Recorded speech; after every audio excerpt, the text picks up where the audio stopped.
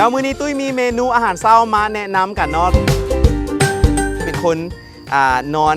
กับบ่เดึกหลายแต่ว่าตื่นมาแล้วบ่ฮู้สิเฮ็ดหยังกินบางมื้อกับบ่ทันได้กินฮอดข้าวเช้าสินะทุบถ้วยให้มันแตกหรือว่าทุบไข่ให้มันแตก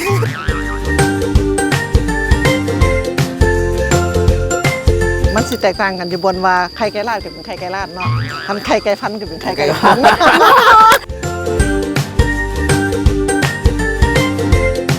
จะปั้นเข่าเองเลยวะ แม่ เชฟกินบ่ได้ย้อนเขาปั้นเข่าเลย ล้างมือดีประมาณนี้ บางเรื่องก็ลืม